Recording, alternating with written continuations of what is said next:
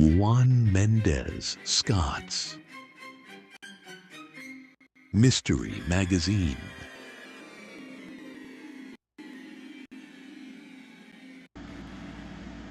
Chapter 3. A Lonely Struggle. I sat on the edge of my bed, staring at the cracked ceiling, the light from my phone casting an eerie glow in the dark room. Jazz's smiling face was still burned into my mind, that perfect smile that once made everything feel right in the world. Now it felt like a slap in the face every time I thought about it, mocking me, taunting me with what I'd lost. The walls of my bedroom felt like they were closing in, squeezing the air out of me until I could barely breathe. From the family room, I could hear the muffled sounds of the TV. Some reality show or one of those true crime dramas Mom was always watching to unwind after her shifts. The soft hum of the water swirling around her feet as she soaked them in the basin was like white noise in the background. She was decompressing, unaware that I was falling apart just a few feet away. "Trey, you want something to eat?" Mom called from the living room, her voice carrying a little too loud over the TV. "No, I'm good," I answered, not even looking toward the door. My stomach felt like it had been in knots all day. Food was the last thing on my mind. I tossed my phone onto the bed next to me, letting it land with a dull thump. The screen lit up for a moment.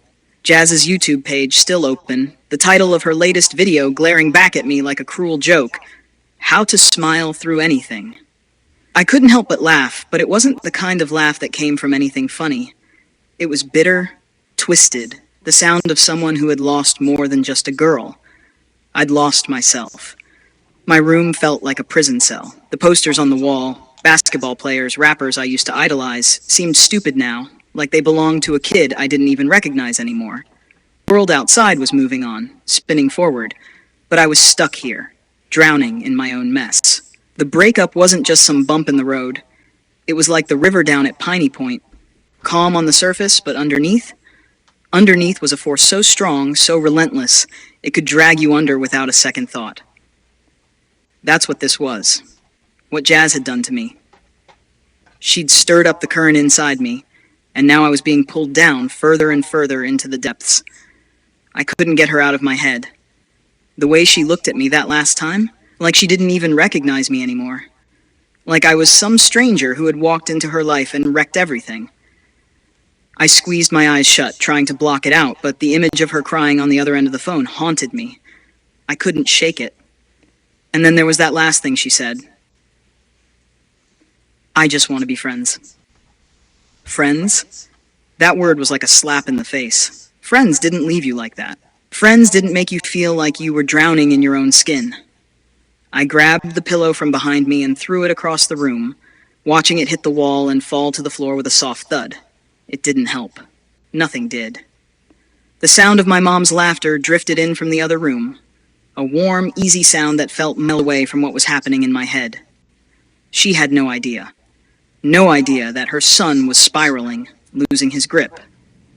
She thought everything was fine. Why wouldn't she? I'd spent years perfecting my mask, making sure no one saw the cracks. But tonight, it was slipping. I could feel it, and there was no stopping it. I walked over to the window, pushing the curtain aside just enough to look out at the street. It was dark, the streetlights casting a soft glow over the empty road. Everything looked so still, so peaceful. But I knew better. Just like the river, it wasn't what it seemed. There was always something hidden beneath the surface. I closed my eyes, leaning my forehead against the cool glass. The night outside was as quiet as the inside of my mind was loud. I could still hear the words Jazz had said echoing in my head, each one cutting deeper than the last. I wasn't just heartbroken. I was drowning, and I didn't know how to swim.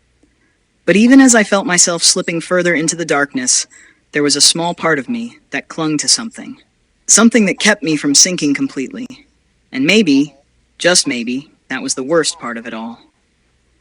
I opened my eyes again, staring out into the night. Somewhere out there, Jazz was living her life, smiling for her followers, putting on a show for everyone who didn't know the truth. And here I was, left behind, stuck in this room, fighting to keep my head above water. But the truth was, I was already too far gone.